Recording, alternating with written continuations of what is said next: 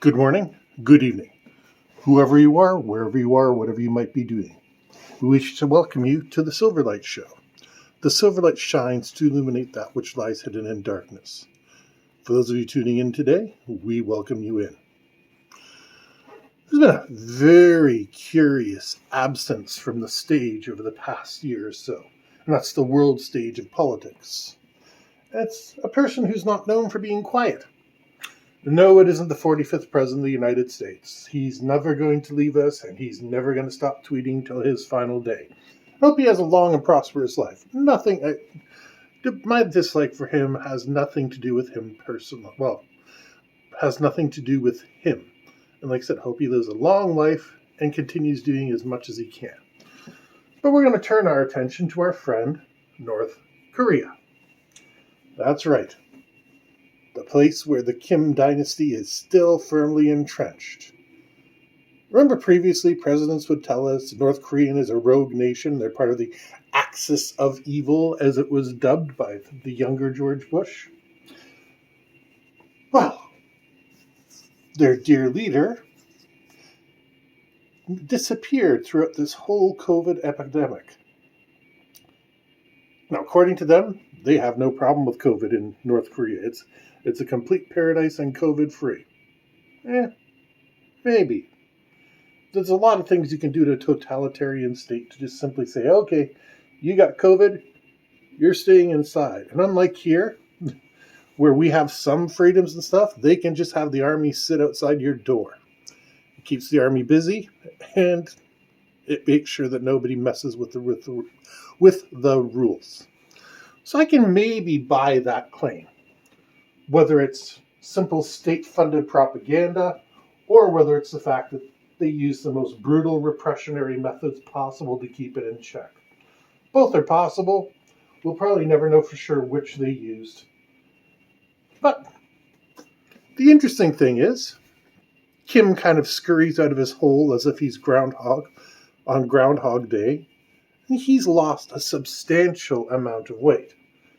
We know Kim is a man who really enjoys his luxuries. He likes his champagne, he likes his lobster, he likes his caviar, he likes all that sort of things. So he's gone through a major body change. Was it health related? Well, obviously some doctor managed to scare him into slimming down.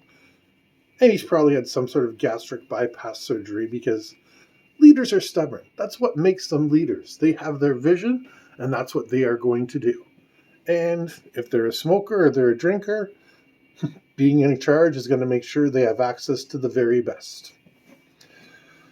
That's not the interesting thing that disappeared, because what disappeared was North Korea launching missiles over Japan. Now, what's curious about this is that North Korea suddenly started showing off new long-range missiles. Yep, they've developed a new one, and they were supposedly testing them. But these tests didn't involve the missiles going over Japan. So who is this Kim fella? For decades now, I believe, I'd have to go back and check, but for decades now, they've been throwing these things out into the ocean. They'd go over Japan, they'd splash down the Pacific. And that's why Japan has been increasing their military budget. One of several reasons. They're also worried about China. See, North Korea is China's attack dog. Because China holds the purse strings, because China is the one that holds North Korea by the hand and keeps pumping money into them, North Korea basically does what China tells them to do. So, given that this plague that we've had, this pandemic, has been raging on, this would have been a perfect time for North Korea to be launching a couple missiles over Japan. Why, you ask? Because it would take attention away from China and all those derogatory names for the virus originating within China. It's interesting. For a year, it was almost established fact that the virus came from, what was it, Wuhan, whatever it was. Anything of the Wu-Tang Clan here, I don't remember. But that was established fact, and all of a sudden, oh, we don't know where the virus came from. So there's another propaganda machine working overtime. Because quite frankly, it doesn't matter where the virus came from. Whether it's in China, whether it's in Brazil, whether it's, where any of the variants are coming out of. It doesn't matter where they come from, because it matters where they're going. People are lining up to get shots just simply because this virus might affect them. Even though we're supposedly in the fourth wave and the numbers around here haven't gotten bad, lots of other places are dealing with particularly bad effects. But in all this, North Korea was in a perfect position to take heat off China and be launching these missiles over Japan. Look at us, we're still relevant. It's in fitting with the dictator's personality, because he wants attention, and the whole world's attention would have been on him. Plus, they got a shiny new missile to show off. Kim loves his missiles. He's probably had more missiles developed than his father did, and he's been in power a lot shorter period of time. So, we have health problems, and we have him unveiling himself, and his sister was supposedly in power while he was gone, but he's showing himself off and look, nothing happened. I look even better. And look at all my shiny new missiles that we can use. But yet, they don't use any of them. This is almost unheard of. Something strange is going on. Because, if every day we see you and you clap me on the shoulder, hey, how's it going?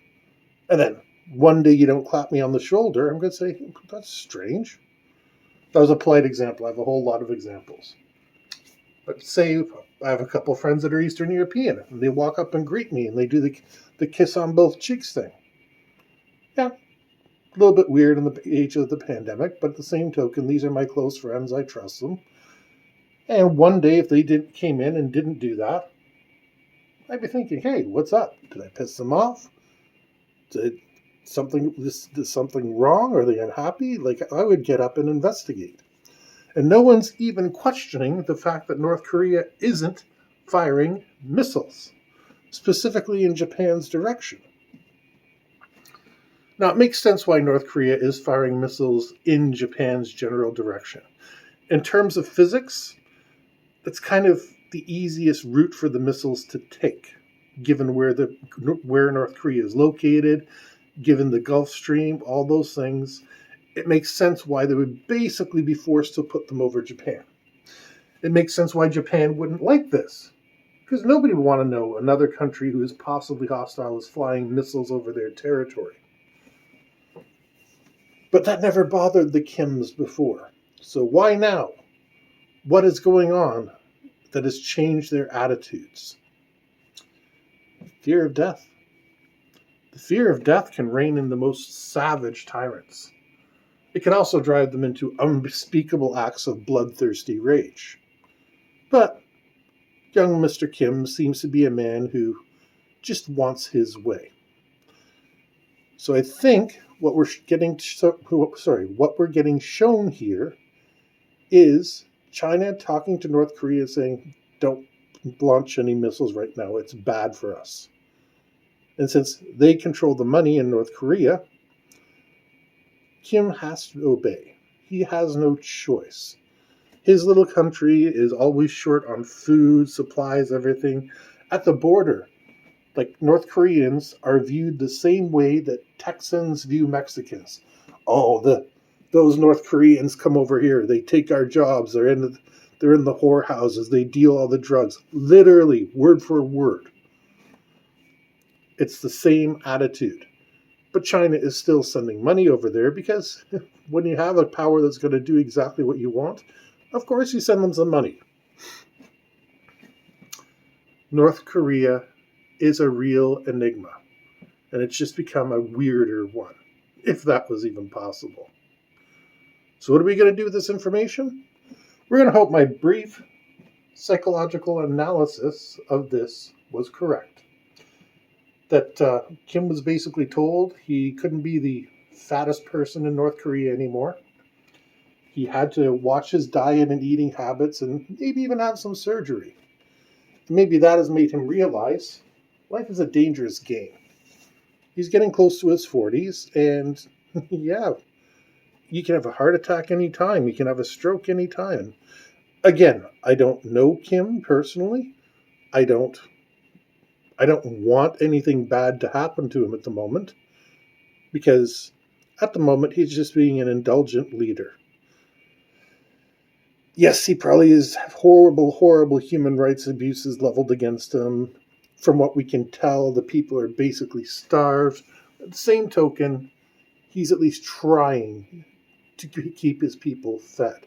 Yes, they're eating rice while he's having the world's best Kobe beef every day, but at least he says that he's working to make sure everybody is equal.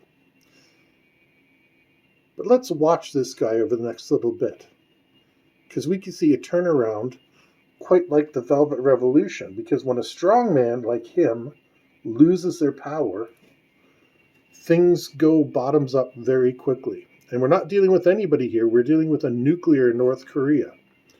The second worst kept secret about nuclear bombs is North Korea has a couple. They're not good bombs. They're like primitive. They probably barely would fit on top of their rockets, but North Korea has bombs. Just like Israel has bombs. Just like South Africa has bombs. Just like Germany has bombs.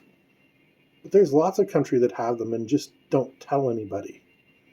Because Germany didn't want to tell anybody because they didn't want anyone to know that they had them. So they entered into a partnership with Israel, and South Africa had the uranium and this place in the desert to test them. So all three of those countries worked together. Korea, probably working with Iran. Both countries want nuclear bombs, and both countries have engineered nuclear plants, did something similar. So chances are they got the bomb. Chances are they know how to use it.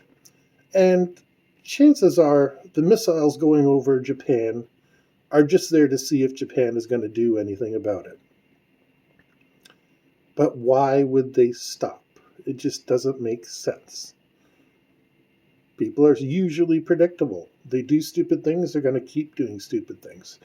The way the United States and Russia are having their fighters and bombers buzz each other and probe enemy defenses and stuff like that. This is gamesmanship. Nobody on any of these fighters or bombers has any sort of nuclear bomb on it, but they're just reminding each other, hey, this is something we could do. And that's what North Korea has always been about. Look at this, we can do this. We're just as good as you, decadent Western scum. Or however they call us. Is this a new age for Kim? Can he hold on to power? We won't know for the next couple of years. And it will be interesting. His family is so entrenched, they're so powerful, but at one point people were saying that about people like General Tito. I can't remember the guy in Yugoslavia at the present time, but yeah, he was believed to be the strong man. So we could be seeing the fall of North Korea. China will pump a lot of money into there and lots of things will happen, but an armed citizenry can do a lot. I don't want to see a revolution. I don't want to see people get killed. But unfortunately, in 2021, people think ripping down statues is a national pastime. People think burning flags is a good idea. Why? It's a waste of material in both cases. Just put a plaque beside the statue. Hey, by the way, this guy was also a slaver and all this sort of stuff. You don't like the flag? You know what? Just don't fly the darn thing. Silverlight has a collection of 4 flags: the Canadian, the American, the Mexican, and the Guatemalan. And I will occasionally fly them just to show my solidarity. I haven't been able to fly any of my flags lately because I disagree with all 4 nations' policies. But the fact is, I did the logical thing. I just said, okay, I'm not going to show these things off because I don't want kids throwing eggs at my house or whatever they're going to do.